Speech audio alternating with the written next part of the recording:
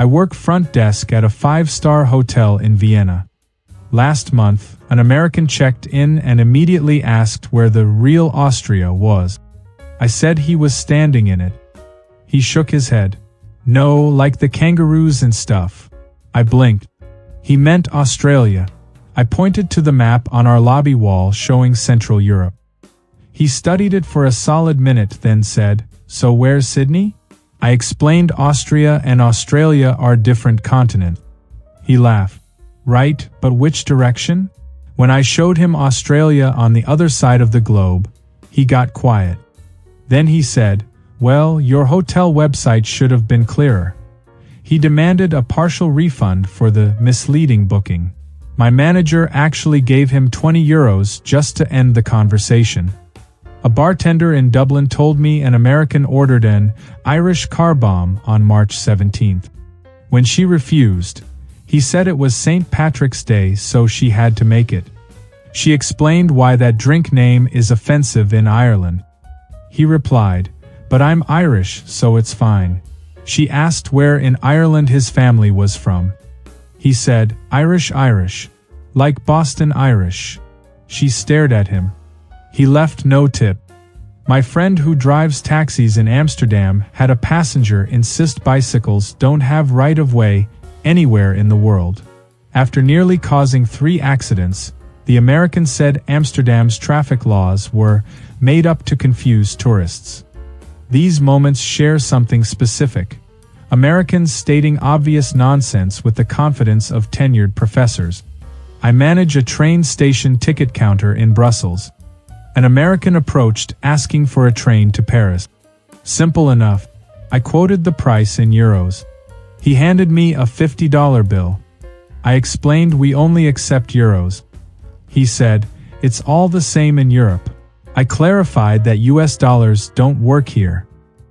He insisted Europe uses dollars because the EU is basically America's economic zone. When I shook my head, he asked to speak with someone who understands international finance. I have a degree in economics. I showed him the currency exchange sign 10 feet away. He glanced at it and said, "That's for tourists. Business transactions use dollars." I asked if he thought our trains ran on American credit. He replied, "I mean, who do you think funds NATO?" He genuinely believed this entitled him to pay in dollars. Eventually, he exchanged his money, but he made sure to tell me the exchange rate was theft designed to punish Americans for winning World War II. I work at a museum in Prague. An American asked where the Berlin Wall section was. I said there isn't one, that's in Berlin. She insisted Prague had a piece because all communist countries shared the wall. I explained the Berlin Wall was specifically in Berlin, Germany. She said her college roommate told her it went across Eastern Europe. I offered to show her a map. She said maps are drawn by governments to hide history. She wanted our manager to admit we were hiding the wall exhibit. My manager, who grew up under actual communism, calmly explained Soviet history and geography. The woman said, "That's just your perspective." She left a review saying we were erasing important monuments. The monument she wanted is 300 kilometers away in a different country. I sell train tickets in Copenhagen. An American asked for a ticket to Sweden. I explained he'd need to take the train over the Øresund Bridge. He asked why he needed a ticket if both countries are in Europe. I said they're different countries with different rail systems. He replied, "But there's no border, right?" I confirmed the Nordic Passport Union allows free movement. He said, "Exactly, so why charge me?" I explained that no borders doesn't mean free trains. He argued that it's false advertising to call it a union if you still charge for trains. He demanded I explain the difference between the EU and a real union like America. I mentioned that American states also charge tolls. He said that's different because America is one country. When I noted that Europe is multiple countries, he said, "Technically, but not really." He paid for the ticket but insisted the system was designed to scam Americans specifically. My cousin runs a small guest house in Reykjavik. An American couple arrived in January demanding a refund because Iceland isn't actually icy. They'd expected glaciers in the streets and polar bears wandering around. My cousin explained Iceland has a relatively mild coastal climate and no polar bears. The husband said, "Then why is it called Iceland?" She mentioned the historical naming by Norse settlers. He interrupted, "False advertising is illegal in America." He claimed they chose Iceland specifically for the authentic Arctic experience and felt deceived. My cousin showed them photos of actual glaciers they could visit. The wife said, "Those are just far away. We wanted ice here." They insisted the tourism board was scamming people with the country's name. The husband tried to calculate a percentage-based refund for every degree above freezing. They eventually left, but not before posting that Iceland was basically just cold Seattle, not worth the flight. I'm a pharmacist in Berlin. An American man entered demanding Adderall without a prescription. I explained German law requires prescriptions for controlled substances. He said he had a prescription from his doctor in Florida. I told him that doesn't work in Germany. He pulled out his phone showing a prescription photo and said, "It's valid for a year." I explained prescriptions aren't internationally valid, especially for controlled medications. He insisted that's medical discrimination. He claimed Americans are guaranteed medication access under international law. When I said no such law exists, he threatened to call the American embassy. I said they'd tell him the same thing. He accused me of lying because pharmacies are the same everywhere. He stormed out, then returned an hour later asking if I'd reconsider off the books. I declined. He asked if there was a less strict pharmacy nearby. I explained all German pharmacies follow the same laws. He left, muttering that socialized medicine was clearly failing. I work at a parking garage in Lyon. An American parked illegally across 2 disabled spaces. When I asked him to move, he said he'd only be a minute. I explained he still can't park there. He pointed at his rental car and said, "It's a hybrid." I clarified that hybrids don't get disabled parking. He said, "In California they do." I told him this is France. He replied, "Environmental parking is international." I explained no such thing exists, and those are disabled spaces. He demanded proof. I pointed at the wheelchair symbol painted on the ground. He said, "That could mean anything." A disabled driver arrived needing the space. The American told her to wait because he was almost done. She began yelling at him in French. He turned to me and said, "Can you tell her I don't speak French?" I translated. He said, "Tell her in America we respect hybrid vehicles." I refused to translate that. He finally moved, but not before taking a photo of the parking signs to report France's confusing parking system to international authorities. I operate a small bakery in Helsinki. An American entered and asked for a normal coffee. I offered him our standard coffee. He took one sip and said it was wrong. I asked what was wrong. He said it wasn't coffee, it was burnt water. I explained this is how Finns make coffee. He insisted I remake it correctly. I asked what he wanted. He described a large sweetened latte.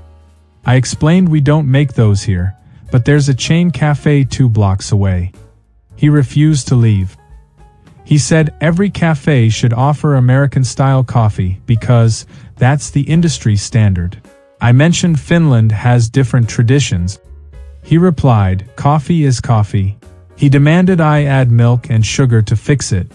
I offered milk and sugar on the side. He wanted me to make it. I explained I only serve coffee.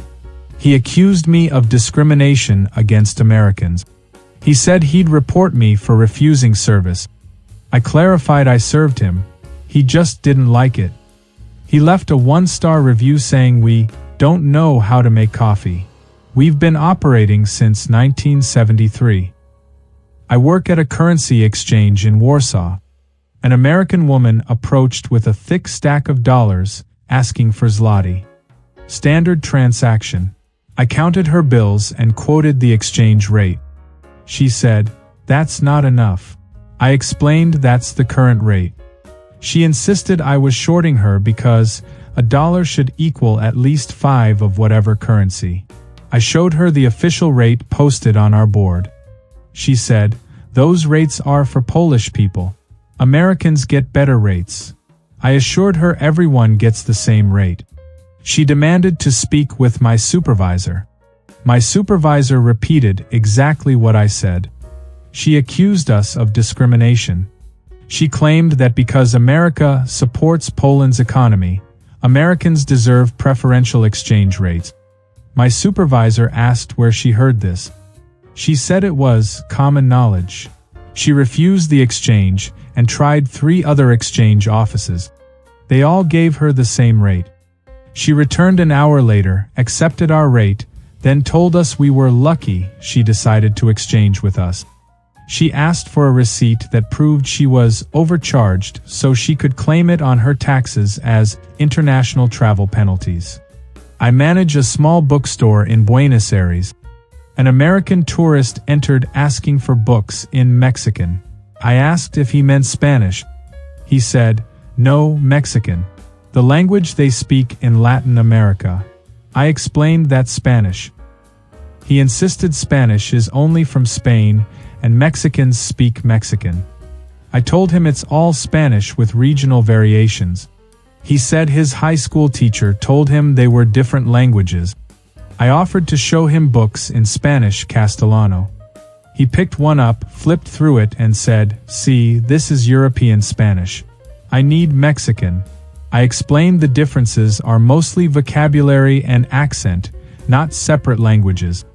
He said, "Then why can't Spaniards understand Mexicans?" I mentioned that they can. He disagreed based on a YouTube video he'd watched. He left empty-handed, convinced we didn't carry Mexican books because of some European bias. I work at a metro station in Tokyo. An American asked me why all the signs were in Japanese. I explained he was in Japan. He said, "I know, but for tourists." I pointed at the English translations under each sign. He said they were too small. I mentioned many tourists learn basic Japanese or use translation app. He replied, "That's inefficient. Japan should use English as the main language on signs since everyone speaks it." I explained Japanese is the national language. He said, "But for modernization." He insisted that international cities use English primarily. I noted that Tokyo is Japanese. He said, "Tokyo is international though." He wanted to know who to contact about updating the signage system. I told him the Tokyo Metro Bureau handles that. He asked for their complaint department. I gave him a number. He asked if they spoke English. I said probably. He muttered that it was typical, they'd make it hard to file complaints. I teach English in a language school in Barcelona.